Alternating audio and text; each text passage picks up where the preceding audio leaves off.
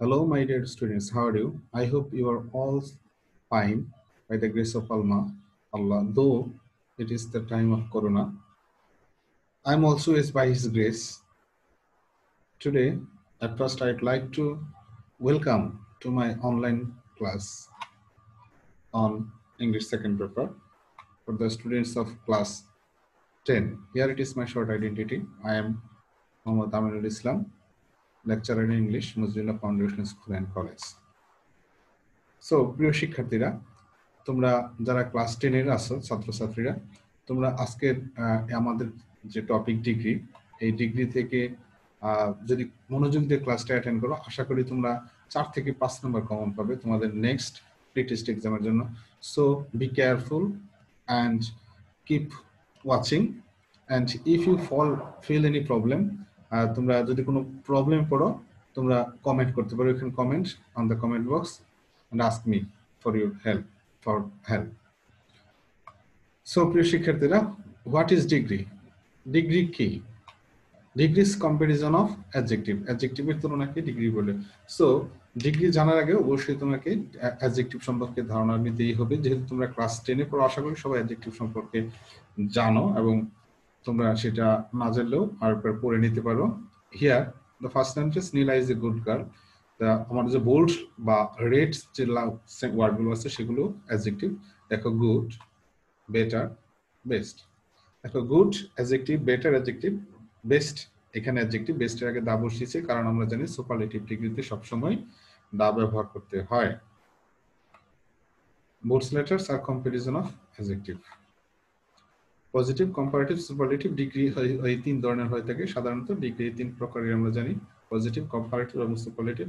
Positive কোনগুলো, degree কোনগুলো, যেখানে কোনো অ্যাডজেক্টিভের তুলনা যখন কারোর সাথে হয় না, যা কোনো ব্যক্তির বা কোনো বস্তুর জাস্ট একটু গুণ বা দোষ প্রকাশ করে, তখন সেটা পজিটিভ ডিগ্রি হয়। কম্পারেটিভ ডিগ্রি হয় দুইজনের মধ্যে তুলনা করার জন্য।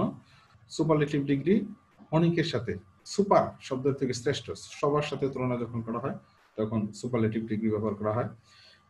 এখানে আমি কিছু রুলস এর দিয়েছি তোমাকে। এখানে পজিটিভ ডিগ্রিতে যদি তোমরা নো আদার দেখো, কম্পারেটিভ ডিগ্রিতে অবশ্যই দেন এ নিয়ে দা বসাতে হয়, এবং সুপারলেটিভ ডিগ্রিতে ব্যবহার করতে হয় the plus superlative form of adjective ব্যবহার করতে হবে।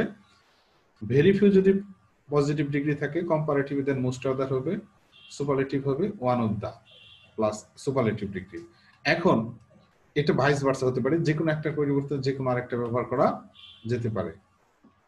এখানে কিছু ফর্ম আছে, অল্প কিছু ফর্ম এখানে দেখিয়েছি। ক্লাসিফিকেশন ডিগ্রি, পজিটিভে গুড, কম্পারেটিভে বেটার, সুপারলেটিভে best, tall, taller, tallest, beautiful, more beautiful, most beautiful. হ্যাঁ, তোমরা বলতে পারো তাহলে স্যার কোথায় ইয়ার, কোনো প্রিন্সিপাল ইয়ার হচ্ছে, কোনোটায় মোস্ট, মোর বসিয়ে করতেছি। সহজ কথা, এক সিলেবল যেগুলো আমরা ওয়ার্ডগুলো ইউজ করি সেগুলো শেষে ইয়ার যুক্ত করে কম্পারেটিভ করতে পারি এবং ইএসটি যুক্ত করে সুপারলেটিভ, এবং যখন সিলেবল বেশি হয়ে যায় তখন সেটা আমরা মোর, মোস্ট বসিয়ে কম্পারেটিভ এবং সুপারলেটিভ ডিগ্রি করে থাকি।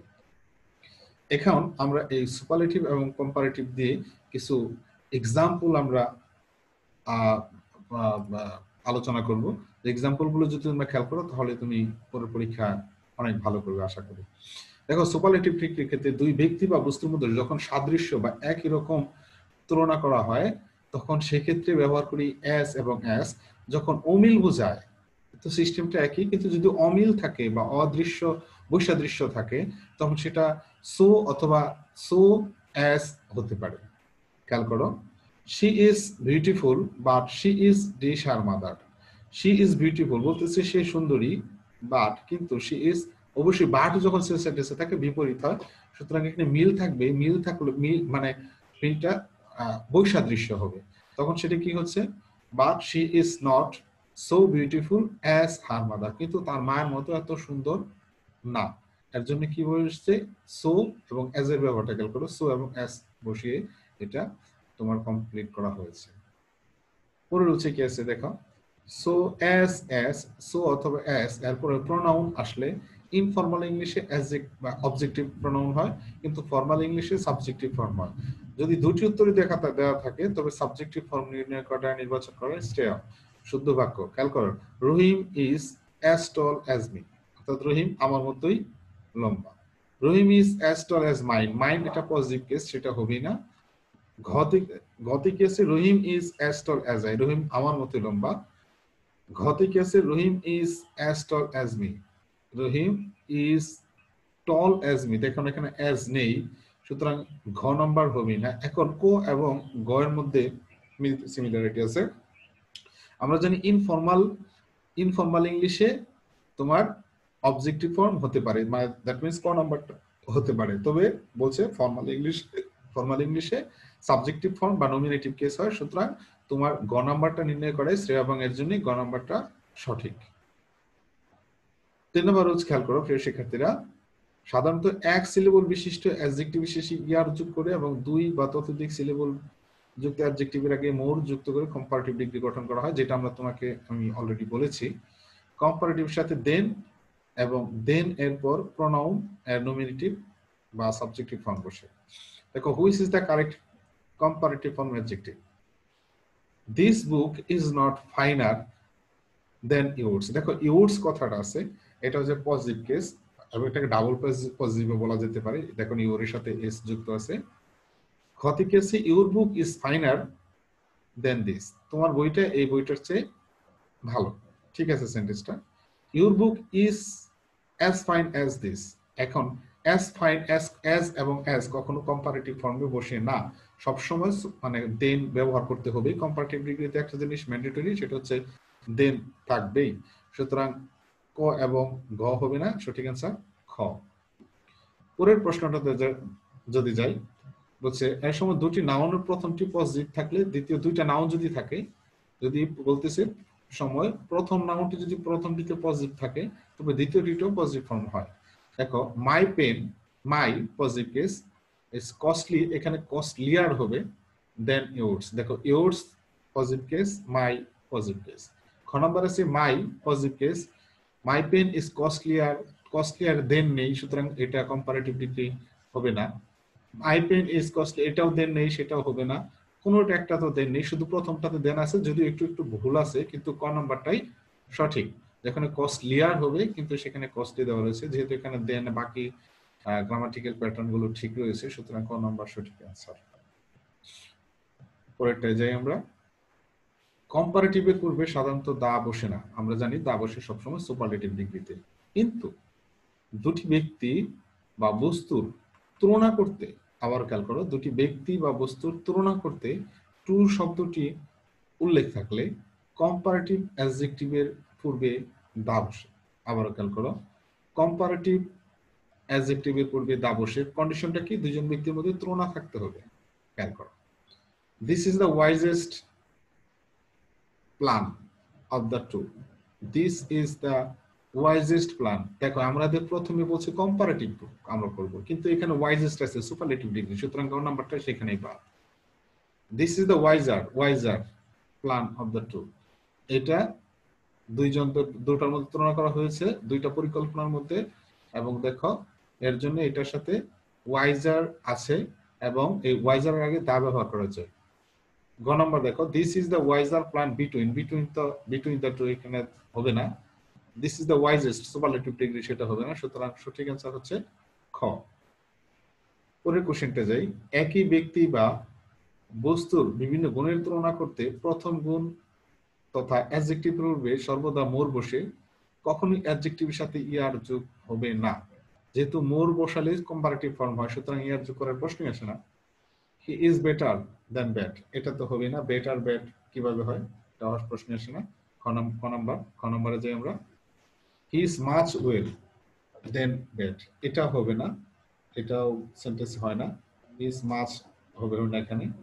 হি is more good than bad, এখন এটা খেয়াল করো, যেহেতু মোর বসিয়েছি সুতরাং এখানে বেটার হবে না, সুতরাং যেখানে এখানে বেট আছে, এখানে দেখো যদি ওটস বসাইতাম তখন কিন্তু আবার এখানে বেটার হতো, এখানে যেহেতু বেট আছে অ্যাডজেক্টিভ পজিটিভ ফর্ম, সুতরাং এটা পজিটিভ ফর্মের আগে মোর বসে এটা কম্পারেটিভ করা হয়েছে, সুতরাং গ নম্বর হচ্ছে সঠিক অ্যান্সার।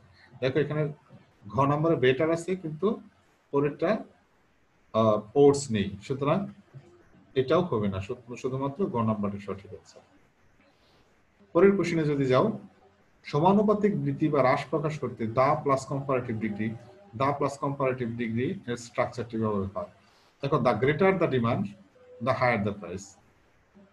সমানুপাতিক বা হ্রাস প্রকাশ করতে তোমার greater the demand the higher the price. যখন কোনো কিছুর ডিমান্ড চাহিদা বাড়ে তখন সেই বস্তুর দাম বাড়ে। এই সমানুপাতিক অর্থ প্রকাশ করতে এটা ব্যবহার করা হয়েছে। আরো কিছু উদাহরণ খেয়াল করো। প্রেফার, প্রেফারেবল, প্রেফার এর মাত্র একটি ভার্ব থাকলে ওয়ার পরে আইএনজি এবং থাকলে প্রেফার টু ডু ইট করতে হয়, কিন্তু প্রেফার এর পরে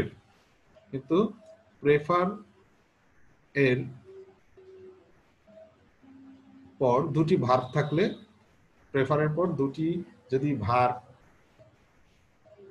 থাকে আসে তার সাথে আইন যুক্ত হয় এবং উভয় ভার্বের মাঝে টু বসে। উল্লেখ্য, তুলনার সময় প্রেফার, প্রেফারেবল এরপর দেন না বসে সবসময় টু বসে। আমরা জানি রাইট ফর্মস অফ ভার্বে সবসময় প্রেফারের সাথে অ্যাপ্রোপ্রিয়েট প্রিপজিশনে সবসময় টু ব্যবহার করতে হয়। আই প্রেফার ডেথ ফ্রম হবে না। I prefer death to dishonour, প্রেফারের সাথে সবসময় টু ব্যবহার করা হয়, অপমানের চেয়ে মৃত্যু শ্রেয়, সুতরাং এটাই অ্যান্সার, সঠিক অ্যান্সার। এখানেও খেয়াল করো, ডেথ ইজ প্রেফারেবল টু, কোথাও আর টু নেই, সুতরাং টু যেখানে প্রেফারেবলের সাথে সবসময় টু হয় এটাই সঠিক। প্রেফার শব্দটি নিজেই কম্পারেটিভ অর্থ প্রকাশ করে, তাই এর আগে বা পরে মোর যোগ করার প্রয়োজন নেই। হোয়াট ডু ইউ প্রেফার, তুমি সবচেয়ে বেশি কি পছন্দ করো, এখানে মোর প্রেফার বলার প্রয়োজন নেই। প্রেফার নিজে একটা কম্পারেটিভ ফর্ম, খেয়াল করতে হবে, প্রেফার নিজে একটা কম্পারেটিভ ফর্ম। ভেরি এবং মাস, পজিটিভ ডিগ্রি এর পূর্বে ভেরি এবং কম্পারেটিভ ডিগ্রির পূর্বে মাস ব্যবহার করতে হয়। এটা তোমাদের মাঝে মাঝে কনফিউশন লাগবে, খেয়াল করো। পজিটিভ ডিগ্রিতে ভেরি ব্যবহার করবে এবং কম্পারেটিভ ডিগ্রিতে মাছ ব্যবহার করবে। The question is very easy, এটা পজিটিভ ডিগ্রি ব্যবহার করবে। The question is much easier, কোশ্চেনটা তুলনামূলকভাবে ইজিয়ার সহজ, মানে অন্যগুলোর সাথে কম্পেয়ার করা হয়েছে এখানে। আর খেয়াল করো, ল্যাটিন কম্পারেটিভস তথা senior, junior, inferior, superior, prior, ulterior, posterior ইত্যাদির পরে দেন না বসে সবসময় টু বসে। যেমন প্রেফারেবলের সাথে টু বসে, ঠিক একই রকম ভাবে এখান থেকে একটি উদাহরণ দেখবো সবসময় আসে বিভিন্ন পরীক্ষায়। Senior, junior, inferior, superior, prior এগুলোর আগে টু বসে, খেয়াল করতে হবে। দেখো, হি ইজ সিনিয়র টু নেই, হবে না। He is senior to me for 5 years, এটাই একমাত্র সঠিক। পরের খেয়াল করতে হবে, পরের সেন্টেন্সে খেয়াল করো, কি বলছে, যদি কম্পারেটিভ ডিগ্রিতে কি বলছে, এর অর্থে ডিগ্রি এর অর্ধেক হয় তবে লেস ব্যবহার করতে হয়। আনকাউন্টেবল নাউনের সাথে ফিউয়ার ব্যবহার করতে হয়, কাউন্টেবল নাউনের সাথে less students are present in the class we had expected। দেখো, খেয়াল করো, মূলত প্রশ্ন ছিল এখানে কোন শব্দটি অশুদ্ধ, এখানে লেস এর ব্যবহার অশুদ্ধ, কারণ এখানে স্টুডেন্টস কাউন্টেবল হওয়ায় এর আগে ফিউয়ার বসবে। কাউন্টেবলে ফিউ আর আনকাউন্টেবলে লেস ব্যবহার করতে হবে। প্রিয় শিক্ষার্থীরা, আমাদের অনেক এমসিকিউ থাকার সত্ত্বেও আমি সময়ের স্বল্পতার জন্য আমরা সবগুলো আলোচনা হয়তো করতে পারবো না। যেগুলো পারবো না সেগুলো তোমরা আরো বিস্তারিত একটু পড়ে তারপর পরীক্ষা অ্যাটেন্ড করবে, আশা করি তোমরা পারবে, বিষয়টা খেয়াল করতে পারবে। আমরা যেমনটা এর আগে বলেছিলাম 13-14 রুলস একই কথা আছে, যে এক সিলেবল শব্দের আগে কম্পারেটিভ করার সময় ইয়ার এবং সুপারলেটিভের সময় ইএসটি যুক্ত করতে হয়, এবং সিলেবল একের বেশি হলে মোর বা মোস্ট বসিয়ে আমরা কম্পেয়ার করি, মানে কম্পারেটিভ এবং সুপারলেটিভ করি, সেটার কথা বলছে। He is the happiest child of all, the plus superlative degree, এখানে দা এবং হ্যাপিয়েস্ট আছে, সুতরাং এটা হচ্ছে সঠিক ফর্ম, এটাই 14 নম্বরে। 14 নম্বরে খেয়াল করো, the correct sentence of the following, নিচের সেন্টেন্সটা সবগুলো কোনটার মধ্যে সবগুলো কঠিন। The Nile is the longest river in Africa. দেখো, Nile is the longest river in Africa, the Nile is longest, the এটা নেই, সুতরাং এটা প্রশ্নে আসে না। এখানে দেখো ক নম্বরেও দা নেই লংগেস্ট এর আগে, এটা প্রশ্নে আসে না। গ নম্বরেও একই, দেখো লংগেস্ট এর আগে সুপারলেটিভ ডিগ্রিটারও দাগে নেই, এটা প্রশ্নে আসে না, সুতরাং একমাত্র সঠিক অ্যান্সার হচ্ছে ঘ। দেখো, the Nile is the longest river in Africa, দেখো লংগেস্ট হচ্ছে সুপারলেটিভ ডিগ্রি, এই লংগেস্ট এর আগে দা ব্যবহার করা হয়েছে, আমরা জানি সুপারলেটিভ ডিগ্রির আগে সবসময় দা হয়। ওয়ান অফ দ্য এর পরে যদি সুপারলেটিভ থাকে ওর পরে নাউনটি সবসময় প্লুরাল হয়, ওয়ান অফ দ্য পরে প্লুরাল হয়, মনে রাখতে হবে, এটা অনেক তোমাদের ঝামেলা ফেলবে। He is one of the most rudest man I have ever met, খেয়াল করো he is one of the most, most আছে রুডেস্ট আছে, দুইটা সুপারলেটিভ তো হবে না, সুতরাং ক নাম্বারটা হবে না। He is rudest man I have ever made, he is superlative ডিগ্রির আগে দা নেই, সুতরাং এটাও হবে না। গ নম্বরের সহ he is one of the, এখানে ব্যবহার হচ্ছে one of the rudest man I have ever seen ever made, এটা okay. Of all the man I have ever made he is the rudest, এটা হবে না, সুতরাং ক নম্বরটা হচ্ছে সঠিক, ঘ নম্বরটাই হচ্ছে সঠিক 15 নম্বরের। তারপর দেখো perfect, supreme, false, complete, unique, universal প্রভৃতি শব্দগুলো নিজেরাই সুপারলেটিভ, এর অর্থ প্রদান করে বলে এদের পূর্বে মোস্ট বর্ণ কোনো ওয়ার্ড বসে না। খেয়াল করতে হবে, এই ওয়ার্ডগুলো মনে রাখতে হবে, খুবই কঠিন এবং খুবই গুরুত্বপূর্ণ। Perfect, supreme, false, complete, unique, universal প্রভৃতি শব্দগুলো নিজেরাই সুপারলেটিভ, সুতরাং এদেরকে আর নতুন করে সুপারলেটিভ করার প্রয়োজন নেই।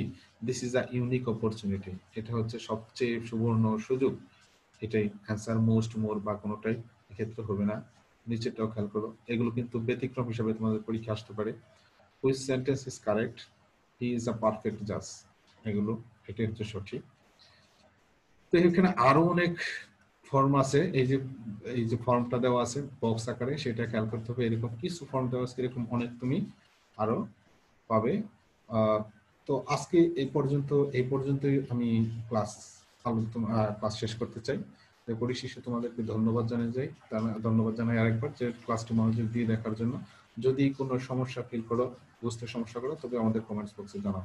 Thank you and good bye.